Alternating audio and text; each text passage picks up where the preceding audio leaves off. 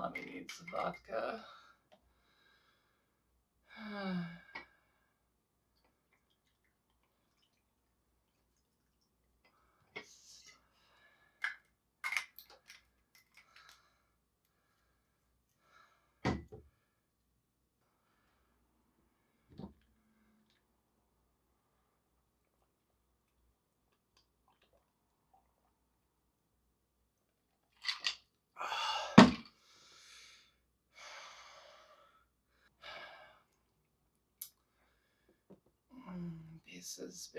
Bases.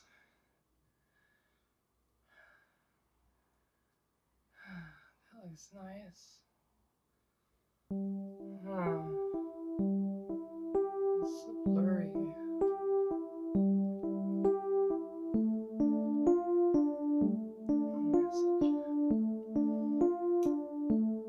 Hello, I'm interested in bass. Your photos are blurry.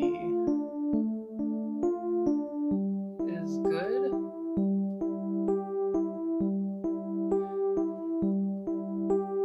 Damn it.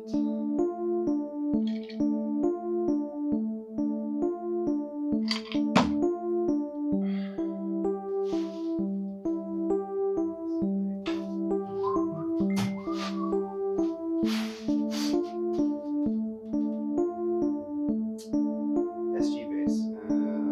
Yeah. Pictures are blurry. No, they're not. Yeah, bass is great. No problems. Looks fantastic. Nope. Sorry, price is firm.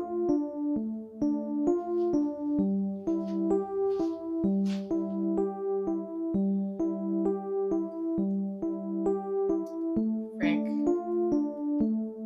I still love you. Please take me back.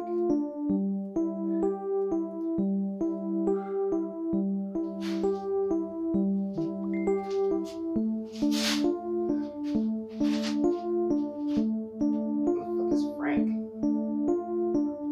Look, lady, I don't know what's going on with you. Do you want the bass or not?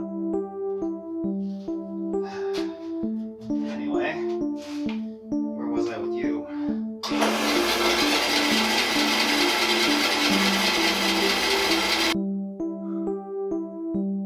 Oh shit. Fuck. Sorry. TMI. I'll buy your bass. Sending money.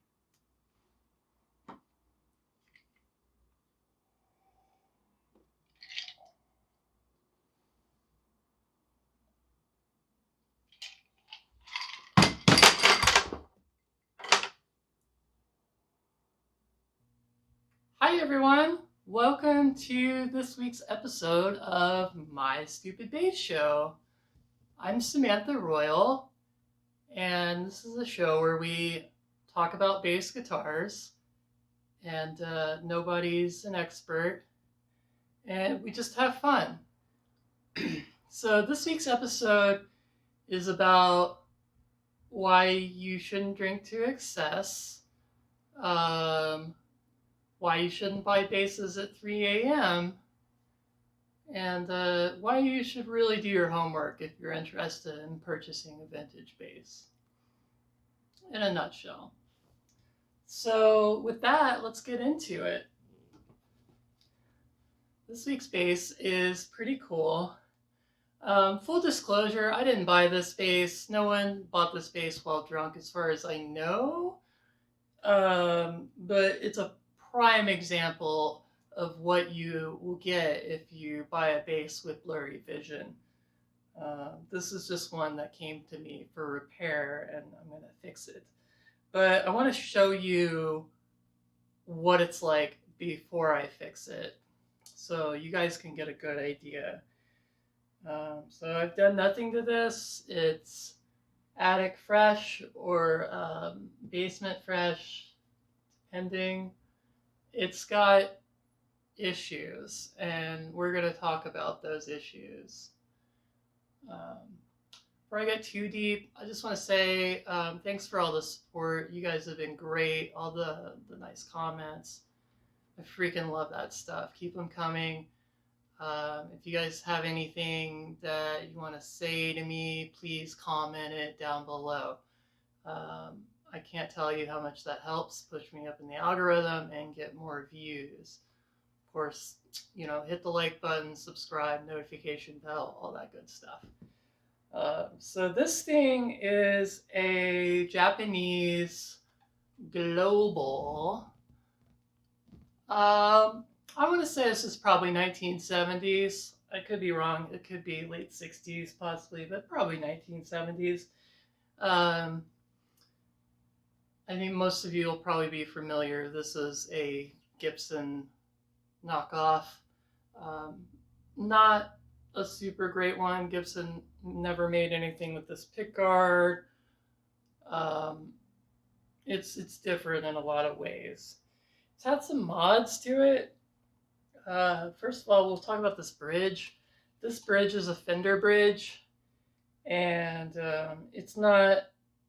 I mean, I get why people put these on back in the day, because the original, it would have had a 2-point bridge or a 3-point bridge, and people couldn't figure out how to adjust those, or they would break them. And these were commonly available back in the day before the internet. You know, you had to use what you could find. So somebody put this on here. It's not great in that, I don't know how well you can see it, but it doesn't line up with the poles on the neck pickup here. And then also the strings are really close to the edge of the neck. And that is because a Fender bridge has 19 millimeter string spacing, and what this should have is, I think, around like 16, 17, so narrower than Fender spacing. That said, it works, it functions. If you don't play really heavy, it's probably not going to bother you in terms of like sliding off the neck up there. As far as other mods go, it's got these really cool leather weird strap button snap doohickeys. It's got, I want to say these are Godot, like extra large 1970s Fender bass tuners that someone has actually ground to fit on here, and they overhang a little bit. I like these tuners and that they're great tuners, but I don't like them on this bass and that they look terrible. That said, they function. They work. I think this bass is somewhat in tune. Yep, there it is. It's live. That E is just like really dead. These round wounds are probably like a million years old. Yeah,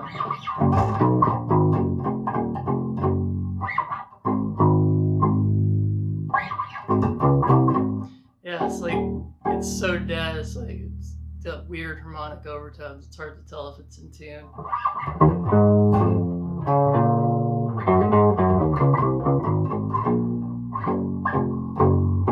It is in tune now.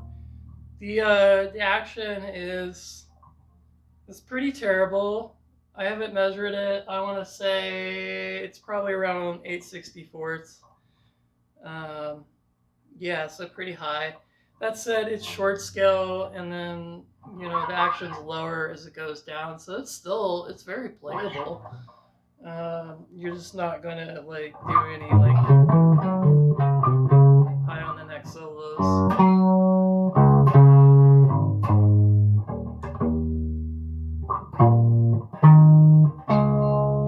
Yeah, not great. Starts buzzing on the G string. Curious, it only does it on the G string. I think a lot of people would have that happen, and then they'd be like, oh, I need fretwork or something's wrong here. This is just this pickup. The pole piece hits the string. So That's not great. Someone has put a rather large wood screw in there. I'm probably going to have to repair this pickup because... Oh, it does work. See? Okay. It didn't work the other day, so that's a nice surprise. Well, works, kinda.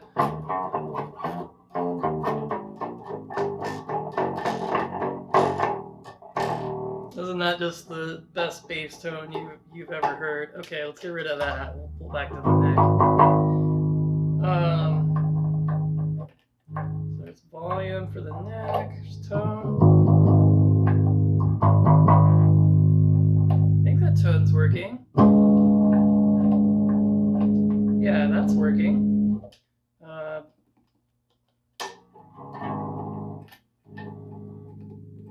Yeah, those are working. Cool. So we got an issue here. Woo, it's microphonic. And potentially an issue with the switch.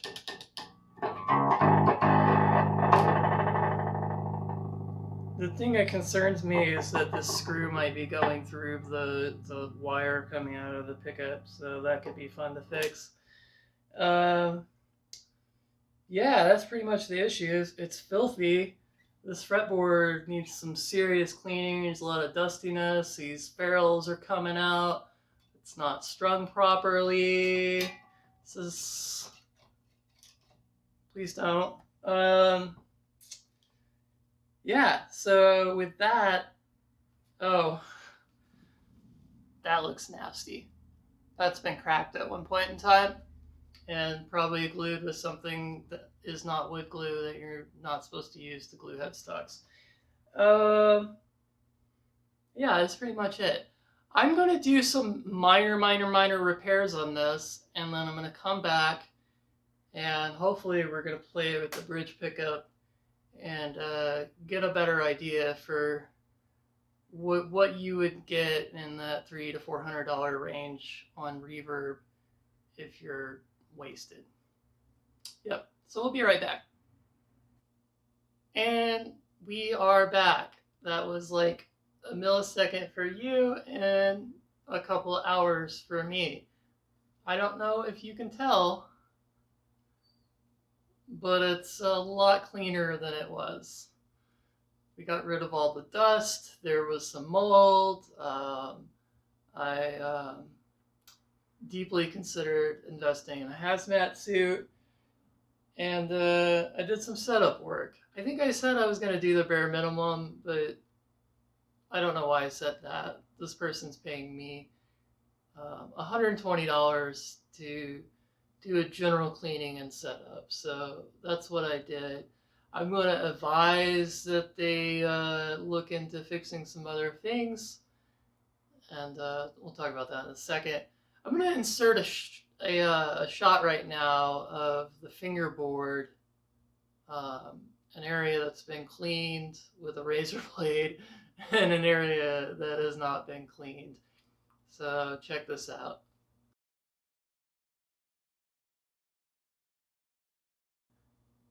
Okay, yeah, so you see what I mean. This is pretty crazy how dirty this thing was. And I mean, if you were watching the earlier section of this video, you may not have even really been able to tell. It may have just looked dusty to you. Especially like reverb pictures, even if they're pretty good pictures, you may not really be able to tell. You might be like, oh, that fingerboard's a little dirty, but then when you really look at it, or if you're the one trying to clean it, you're gonna be like, whoa, that's insane. I mean, this thing, we'll get a little closer, is a completely different shade now. The body took a lot of cleaning. There was some mold on there in addition to the dust, which was really bad. Okay, so aside from the filth issues, what else is going on with this thing? Setup wise, the bridge, the bridge on a bass guitar should pretty much always fall in a line kind of at this angle. So like your saddle, your high saddle is going to be closer to the neck, whereas your low saddle is going to be further away from the neck. If you look at a picture of a bass that you're considering buying and the bridge is like the opposite of that, or if it's kind of all over the place, it's probably not set up properly. Just something to consider. It's a visual cue that you can look at. Um, the bridge pickup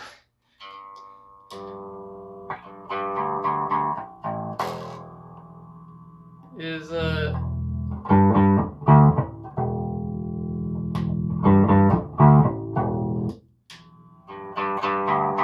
pretty terrible, even after cleaning everything up. I did find out that this is not a wood screw, it's a self-tapping sheet metal screw. Um, it's not great, it's really ugly. It does work, um, but yeah, it needs to be replaced. And then the brass base that it screws into needs to be repaired so that we can screw a normal screw into it again, because it's wallered out for this self-tapping screw.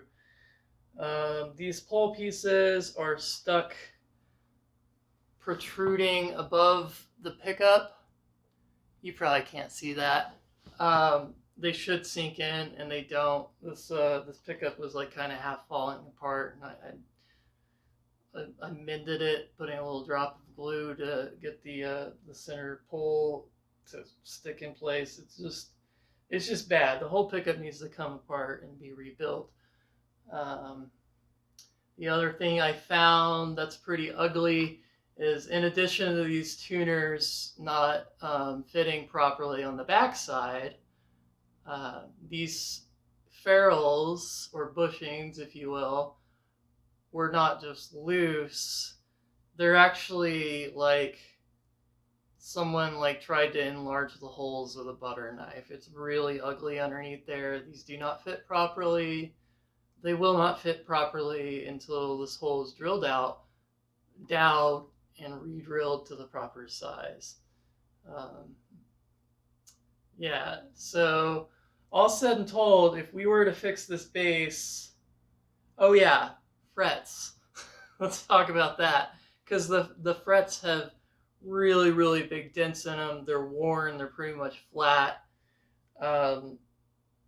So with that, the bridge pickup issue, this going on, this would cost more than this bass is worth to fix. This person's already 120 in. That said, though, like for 120 bucks and whatever they paid for it, it works. It's very playable. It's way, way, way more playable than it was.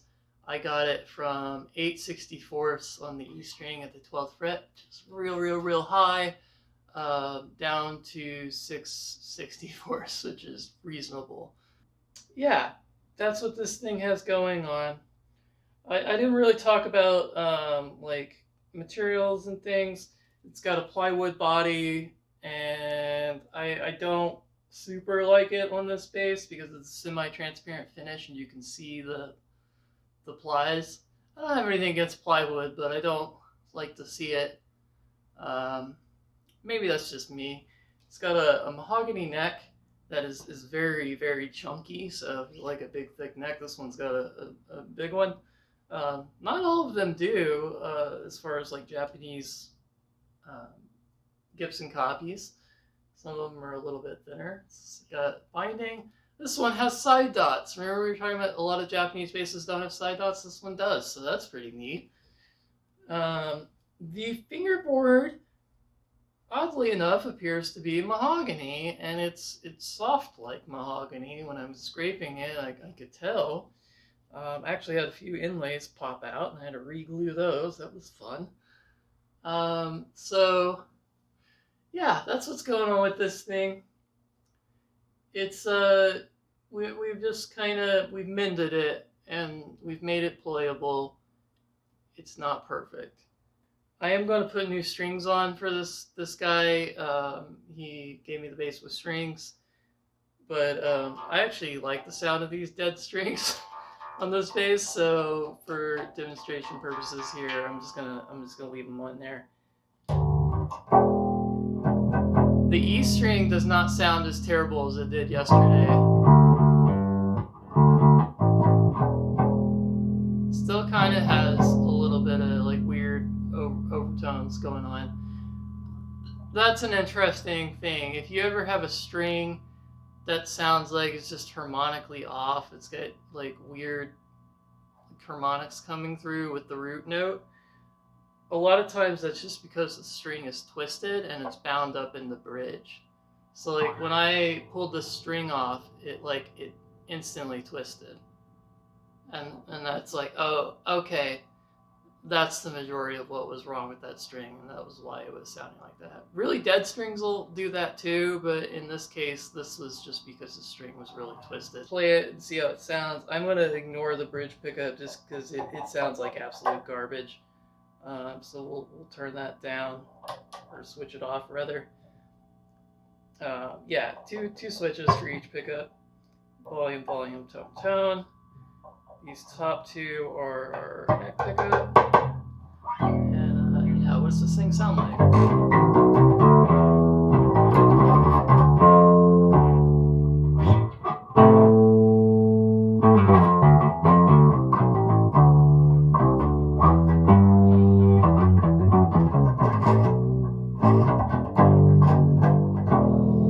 It really doesn't sound that bad with the old dead strings. And it plays all the way up the neck with much lower action, which is kind of crazy because usually when you get an old bass and the action's super high, it's for a reason. In this case, I think maybe because it was buzzing on the pickup.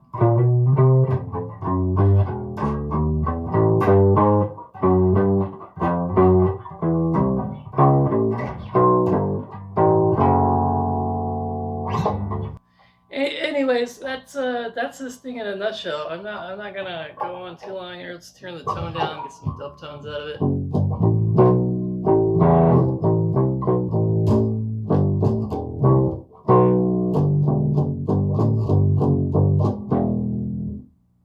Got a lot quieter when I did that. Did you hear that? Hear the hum of the amp?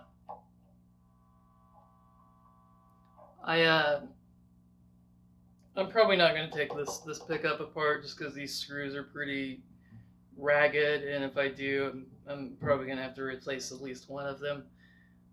But my guess would be that this is a very large single coil underneath here.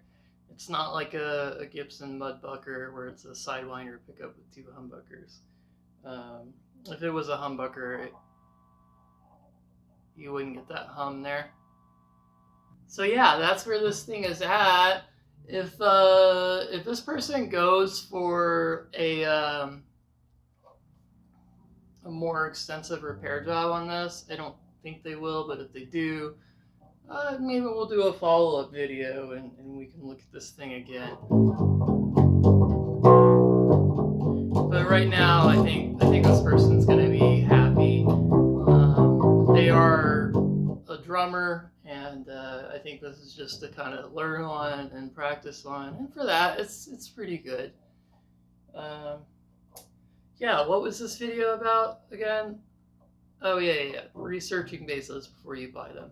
You're gonna see stuff like this on Reverb for the top of the market value. Sometimes it's like high as like $500-600, and some of these things will have had fretwork done and all the minor issues fixed. And then some of them are going to be in the state that this bass was in. And people who are not musicians are not going to look into it. They're going to be like, it's got strings on it, it plays, it makes sound when I plug it into an amplifier. So, it's in excellent condition. You really need to do your research. If you don't know what you're looking at, get a friend's opinion. Just do your homework when you buy used basses. I'm probably preaching to the choir, running on too long, but yeah, that's all I got on this one. Have a great week, you guys, and I'll see you guys next week with another video. Bye.